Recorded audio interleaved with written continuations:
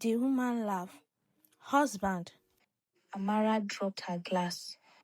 Not loudly, not dramatically, just enough for the sound to disappear into music.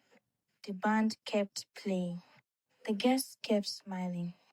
Lagos glittered below the rooftop, careless and bright. The man beside the woman turned. Tayo, her fiancé. He didn't rush to explain, didn't chase Amara, didn't panic. He froze.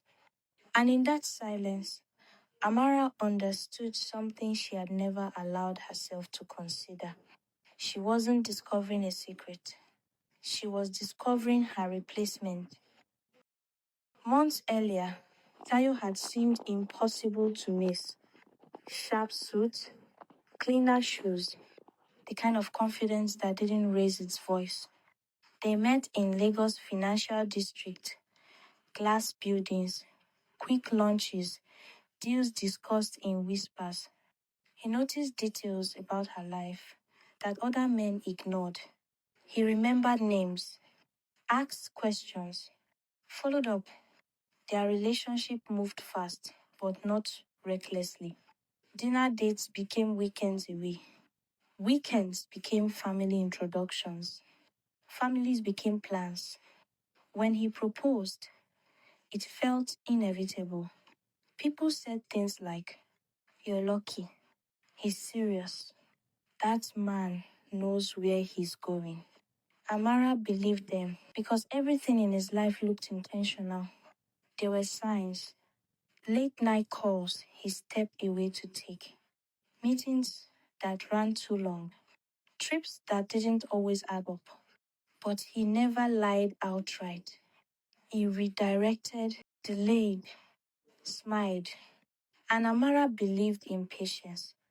She believed real men worked late. Real ambition required sacrifice. Real love didn't question every silence. Every time doubt surfaced, he reassured her calmly, convincingly.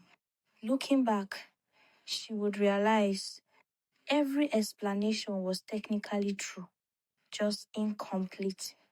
The rooftop party was meant to celebrate a merger. Investors, executives, champagne flutes clinking under Lagos lights. Amara stood beside Tayo, proud, relaxed, secure. Then she heard the laugh. Husband, not whispered, not joked, claimed. The woman's hand rested where Amara's usually did. And suddenly, everything slowed. The music faded. The city blurred. Amara watched Tayo's face calculate. That was the moment she understood. This wasn't carelessness. It was confidence. Amara went home alone. She didn't cry, didn't call friends. She waited until morning. Then she opened Tayo's laptop. Files were organized, transfers labeled clearly, contracts signed weeks earlier, assets shifting, shares reassigned. Her father's company quietly changing hands. Not an affair, a takeover. And the worst part, it was already happening. She called her cousin, Kemi. Kemi listened quietly, then said, "Let him think he's winning."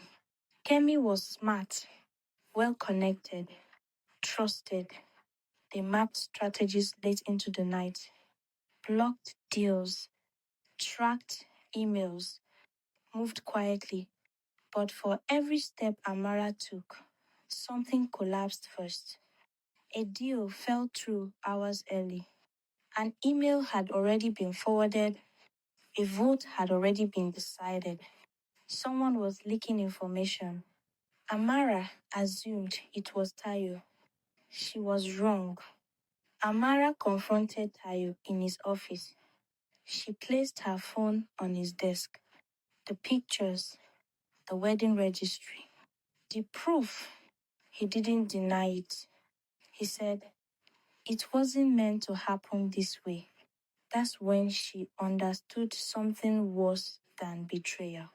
He believed he deserved both lives, and he was calm because he thought he'd already won. The collapse came fast. Contracts failed. Support vanished. Kemi smiled too easily. Then Amara found it. A forwarded email. Kemi's account. A quiet commission paid weeks earlier. Kemi hadn't chosen Tayo. She chose profit. And suddenly, Amara saw the truth. She wasn't surrounded by enemies. She was surrounded by people who wanted to win. The boardroom was quiet. Executives seated, lawyers waiting. Amara spoke slowly. She laid out timelines, emails, transfers, every betrayal exposed. Tayo lost his position. Kemi gained money and lost every ally. No shouting, no celebration, just silence. And for the first time, Amara controlled it. The company survived. The family name stayed intact. Amara walked Lagos streets at night, neon lights reflecting off wet roads. She had won, but winning didn't heal everything. Her phone buzzed. A wedding invitation. Another woman. Another date. Her hands trembled. Not from heartbreak, from memory. Some betrayals don't destroy you. They rebuild you into someone colder, quieter, less trusting. Amara didn't forgive. She didn't forget. She survived. But survival changed the way she loved and the way she believed anyone ever deserved access to her life again. Because some people don't break your heart. They teach you how carefully power hides behind love.